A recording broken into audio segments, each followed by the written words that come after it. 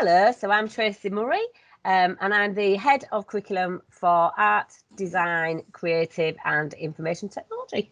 I'm Callum, and I am a counselling tutor at the college and also work in counselling with the guidance team at Flemingate and St Mary's Walk. So I am Katinka. I am Facilities Officer and I work at the Bridlington campus.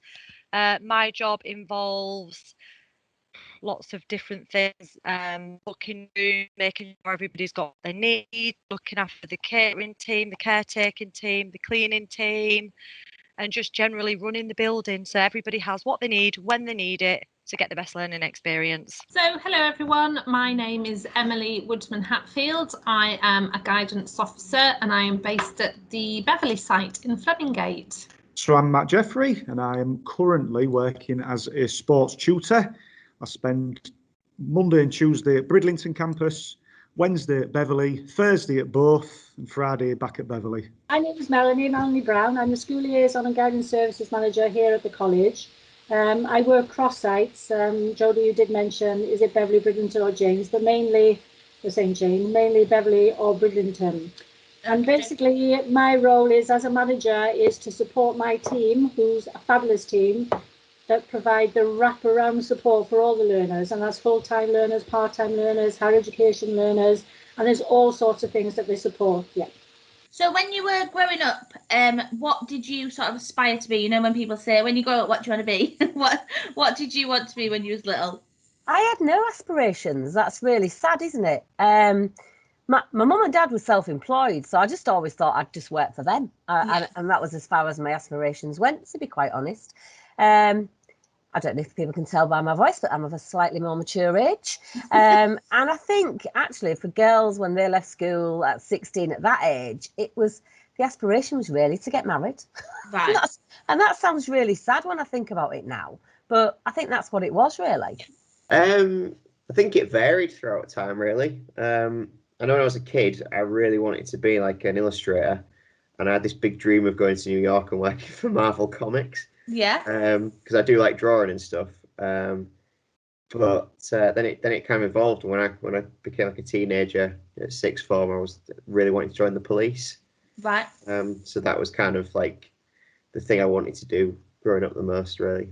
Lots of things, really. I had horses when I was younger, so I always wanted to be a vet or a horse vet or something along those lines. I danced as well, so I wanted to be a professional dancer, wanted to be an actress, I wanted to see my name in lights. That's what I wanted to do. Yeah. It was horses. I've always wanted to work with horses. I was lucky enough to have a friend that had horses. And so that's where my passion grew. So really for me, it was an unconventional choice. So I went and worked with horses, and that's what I did to become a professional horse person. I didn't know. I was good at drawing and paintings. I was good at art, and I really loved animals. I was really into my animals and nature. So I would kind of figuring around, something within that field. But when we had our careers advisory interview, I ended up getting sent my sort of work experience placement at school. They sent me to a printers because that was, I think, as close to art what they could think matched with a job. So I was just cleaning the printers, a big print firm in Hull. Right. And like I say, I still don't know what I want to be. Well, I wouldn't say when I was little, because I can't remember that far back, Jodie, but as I was growing up, my dad was an officer in the cadet force. So occasionally he used to take me along to the detachment, whether it be on an evening and sometimes on a weekend. So I suppose you could say that an early influence to me was that I wanted to join the army, because I used to go to these detachments and see all the cadets and see what they used to do. And the smells when you used to walk into the detachment and all the types of activities that they used to do and the opportunities that they had as well. I thought, this sounds like an interesting career. So I would say, that was an early influence for me. That's where I wanted to be. I wanted to join the army. Did you, after school, go on to study anywhere, or did you get a job, or what did you do once you'd left school? Because I know now, like, obviously they have to stay in education, but was it like, it wasn't like that when, because it wasn't like that when I was at school, you could just leave after school, so.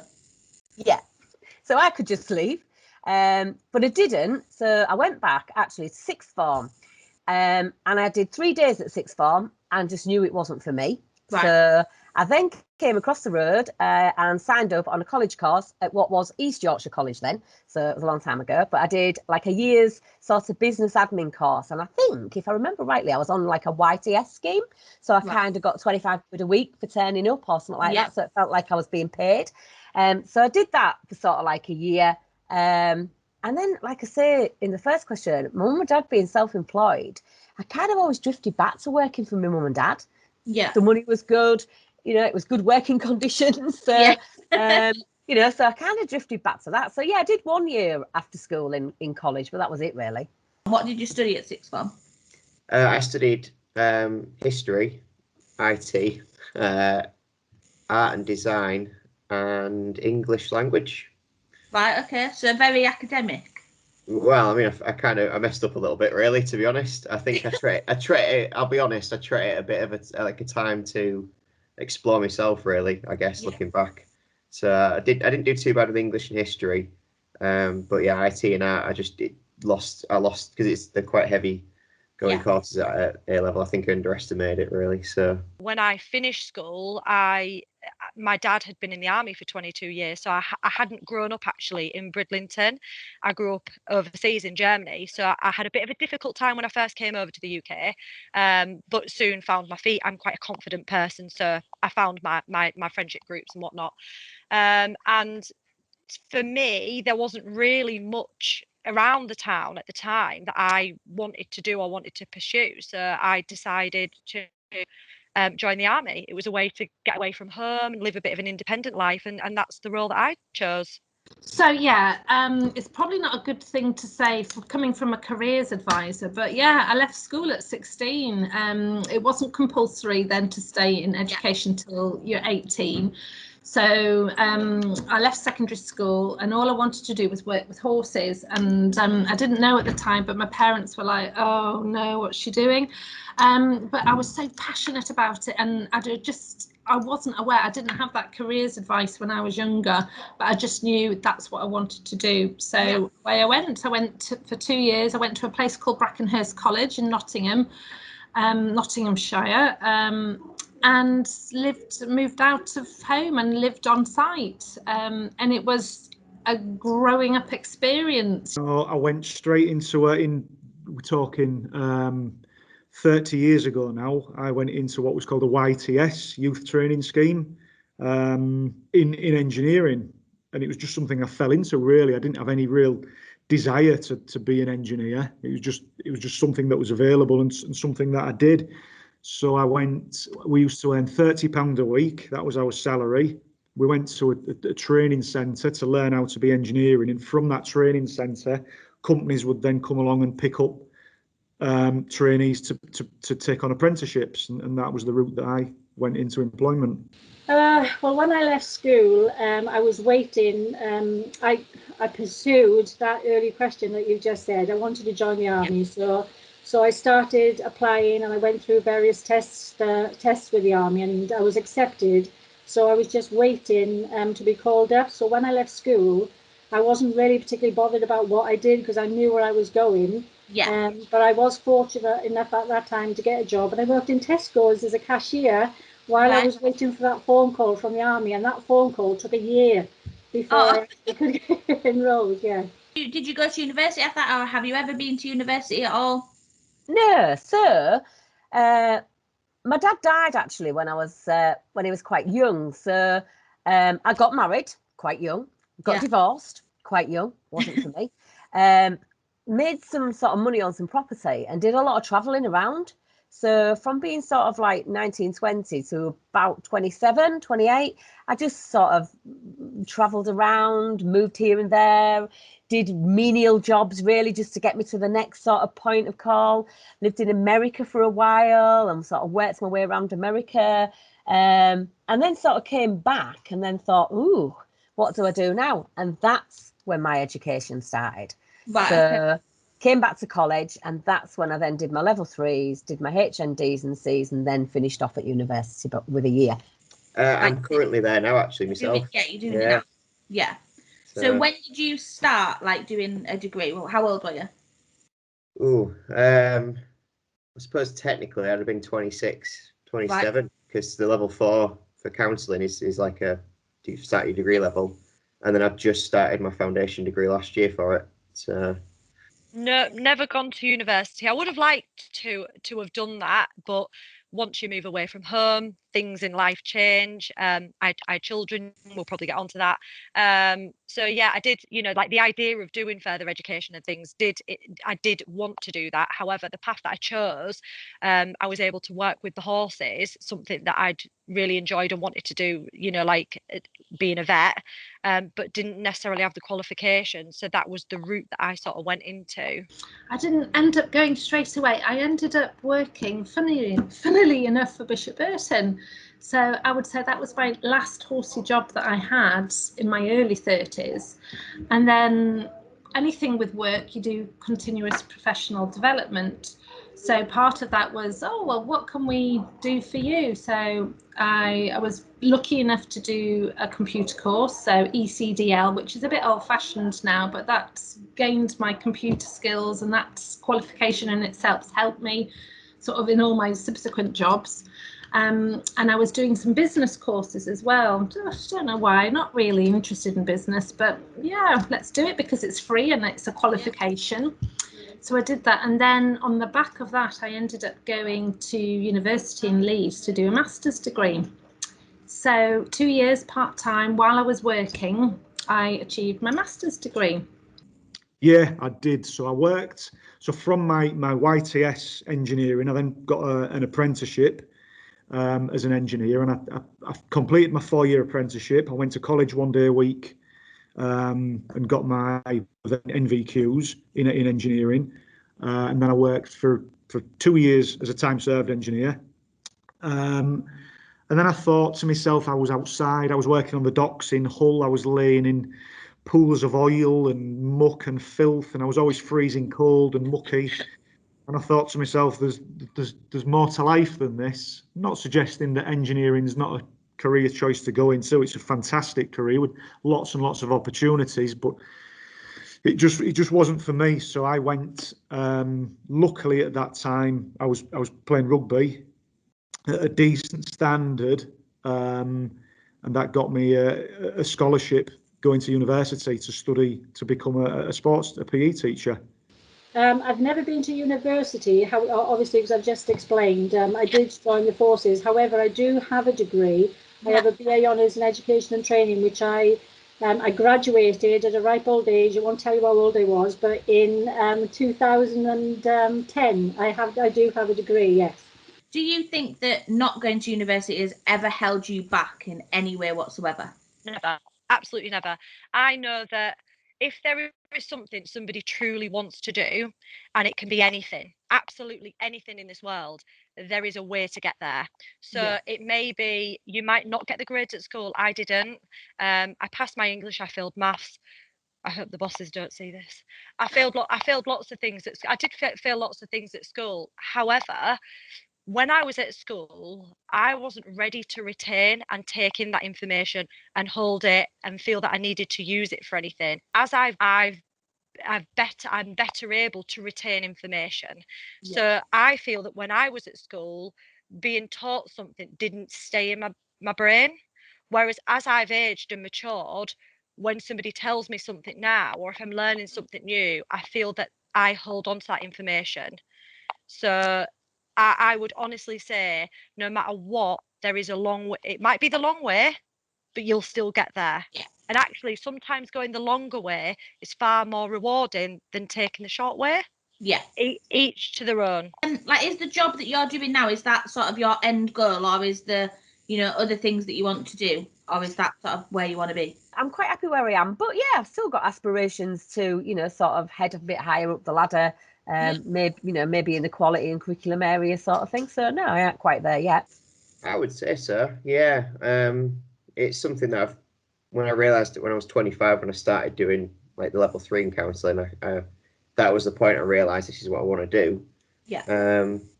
And the teaching thing I thought was going to happen in like 10 years' time. That was a much later goal I had. It just so happened I just came into it. Yeah.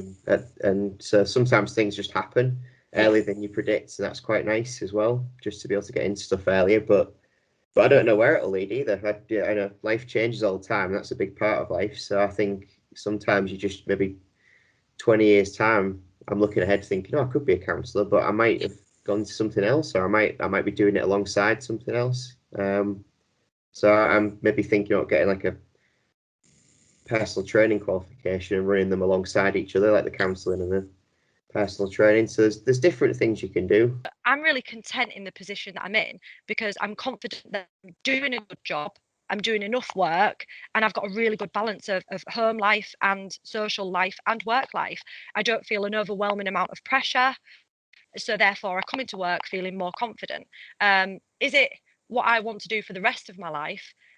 You know, I'm 39 this year. I can't answer that question. Yeah. You know, do we all think? I mean, what I would like to do for the rest of my life is live in Spain and have a nice, you know, beach on my on, you know, at the end of my garden. But I don't feel in any way that I failed at anything or that I failed at life, because it's not the job that I chose or wanted to or thought that I would do when I was a young person. It's far, far different from anything I would have ever expected to do as a job role, but I do enjoy it. Part of what I love is speaking to people, helping people, and I've got that caring nature as well. So naturally, I'm falling into those careers that maybe subconsciously I wasn't aware that I've maybe my personality traits favour. Yeah. So yeah, I've not set out to do this, but I really enjoy what I do. Well, I think I'll probably be the principal in about 6 months' time. Yeah. Once I've been the principal for a couple of years, I'll then move on. I don't know. Probably not the end goal. I moved. I used to be the college sport maker, and then I moved. Took probably a sideways move to get into the curriculum side of things and work as a tutor, because in the curriculum side, I think there's more opportunities to progress. So I don't, like I say, I'm fairly new to the tutoring role, so I'm not looking to jump ship immediately. No. However, in the future, I will be looking to move up the ladder. Well, I have to say it. I can't see at my age that I'm at now, Jodie, that I am going to pursue any further careers. I suppose I'm hoping that the job I'm in now will take me to a natural retirement age, because I'm not going to tell you how long I've got left, but it's not that too far away. So I don't have any intentions of changing my careers goals or doing anything different.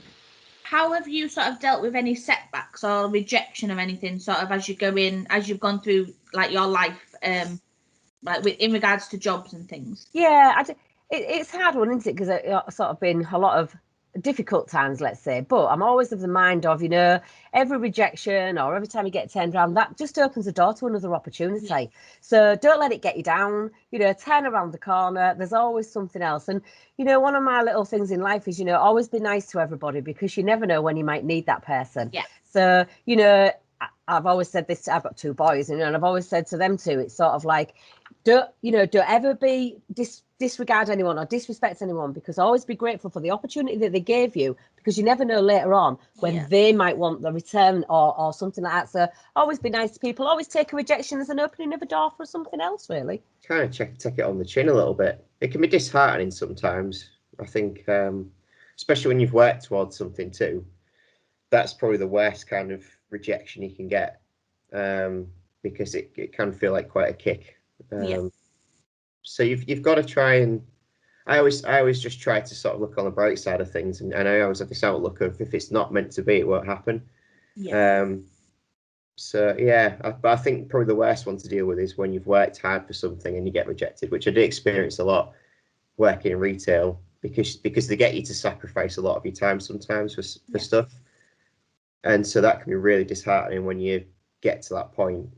So your options are, you either keep going and just trying to, get in where you're trying to get in, or you find something else to do. If you said to me then, 18 years ago, if you leave the army, you're going to do X, Y, and Z, and then you're going to end up doing this, I might have gone, no, I don't want to do that. I'll stay where I am, thank you. Yeah. But actually making that decision, although you're then sort of delving into the unknown, you can always find a route, you can always find a way. So whether it be, like you say, with yourself, a personal rejection, or whether it be a work related rejection, there's many things I've sort of within my work role I've sort of suggested, I think that's a good idea, and then you have a meeting and people are like, no, it's a rubbish here, and like, and then you just sort of think of the bigger picture. Actually, maybe it's not the greatest idea, but it was an idea, it was a suggestion.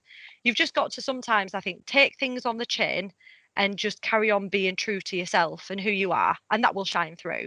As anything, you can't let those setbacks hold you back. Yeah. So as hard as it is, you've just got to take the bit between your teeth and run with it, so to speak. Absolutely.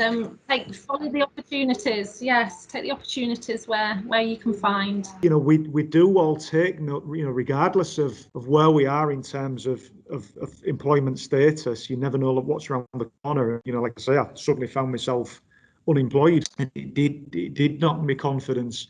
But you've just got to keep applying, just keep getting your job applications out there. Make sure that your CV's strong. Put as many bits and pieces, all the volunteering, all the additional little bits of work that you've done on your CV to try and make yourself stand out. And eventually, a door will come open, and you'll get another opportunity somewhere along the line. My earliest thought of a setback, going back to me wanting to join the forces, when I joined up, I wanted to be a policewoman. I wanted to be a military policewoman, so that was what I was aiming for. And the setback for me was that they told me that I couldn't be a military policewoman because I was too nice and too light, of all things. But I think that was their polite way, Jodie, of telling me, you haven't got enough marks from the test that you've done. What I did do is they give me like a military careers interview, if you like. And even though that set me back, and I was quite disappointed because I was setting my heart on doing that, through that careers interview that they give me, because it was a weekend that I went away to do all this. They, from my scores on the test that I had, they presented me with a range of roles that I could, you know, sort of like fit into, if you like. But obviously, as working in guidance, the more you know about something, the better decision you can make, you know, when moving forward. So I decided from the information that they gave to me that I wanted to be a driver, because I quite like the idea that the army was going to pay for me to pass my driving license, and I would get the opportunity to drive other military vehicles as well. So that it was quite disappointing, but you didn't have too much time to dwell on it, because they were really good in the support was there, but they were straight in there, because obviously they still wanted you. So they just needed to make sure that they kept you. So for me, that's my earliest setback. I was disappointed, but because of the support that was in place, I was looked after and I was swept up, and as a result of that, I ended up joining up, and I joined up as a driver. What would your top tip be for any student that's listening in terms of like career and like life lessons? Don't always look at the end. The end will change. You know, at 18, you've got absolutely no idea where you want to be. Just put your heart and soul into something that you enjoy, something that you feel is beneficial to you. If you start something, finish it. You know, try and get to the end, because actually the satisfaction you get from that will be really good. Yeah. And again, you know, every little thing that you learn, every day is a lesson, isn't it? But every little thing that you learn will help you somewhere along the line. I remember sitting in a history class and saying, what am I learning this for? But actually, you know, as you get older and, you know, years go by, that builds your personality. It allows you to have conversations with people. It allows you to join in a quiz at the pub, or, you know, so there's a benefit to every bit of learning. So grab it all while you can, you know, and make sure if you start something, you finish it. I would say the best thing you can do is to just not give up at stuff.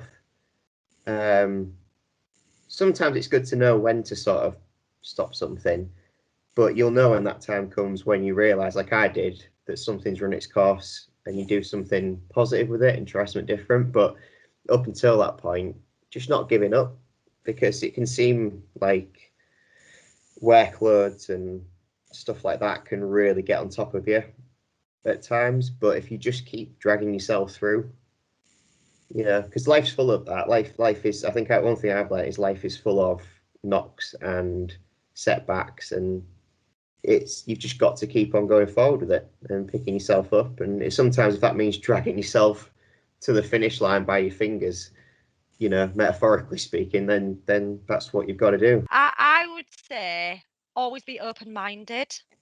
And in that respect, when things are happening, because I always used to panic and think, oh my God, I can't because of X, Y, and Z. But what if this happens? But what if that happens? And always like carrying anxiety. Oh, I can't apply for that job because I haven't got X, Y, and Z, or I'm not qualified enough, or I'm not good enough. Be open-minded, because actually anything can happen, you know, and if you don't try and you don't give it a go, you'll never know. And I think sometimes the best things come in life at the most in the most unlikely circumstances or the most unexpected times. Yeah. So it sort of relieve that anxiety of, oh no, I can't because I'm not, and actually roll with it and see what happens. What is the worst thing that can happen? You know, definitely always stay true to yourself. And if you don't end up doing what you thought you would do, you will find another way to be happy doing something different. You will. Yeah. You absolutely will. You're going to have to work for it. It's not going to be handed to you on a plate. If you really work at it, you will get there. And yes, Rome wasn't built in a day. And also, there's many paths to Rome. So, like me, I'm very unconventional. I took a different pathway, and yes, life is full of setbacks, but it's your resilience and your uniqueness. And yes, you are amazing. So you can do it. Just think, and you can. Contacts, make contacts.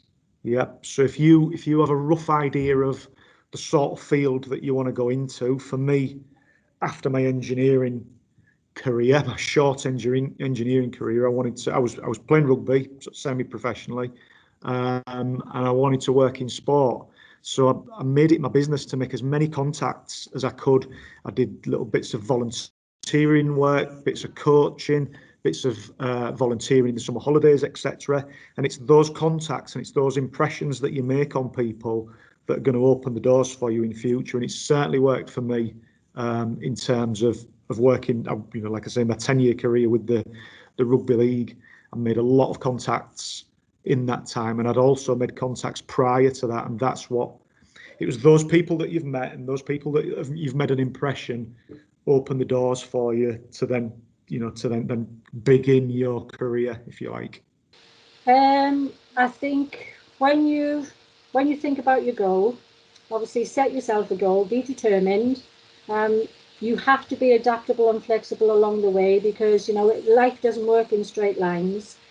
So just remember that. And for me, it's about do what you love, and you love what you'll do. You know, and when I reflect back and look back from that early, you know, your very first question is like, you know, what would you do, you know, want to do when you were little? You know, I wanted to join the army, and that is something I ended up doing. But something could have happened along the way which would have changed that. And it would have changed, or it could have changed halfway through the career, because you don't have one job for life. So again, it's being adaptable and flexible, and recognise what skills you've got, because you'd be amazed what skills that you pick up as well along the way, which can be transferred to other areas of work. So again, I'll go back to what I said: just do what you love, and then you love what you do.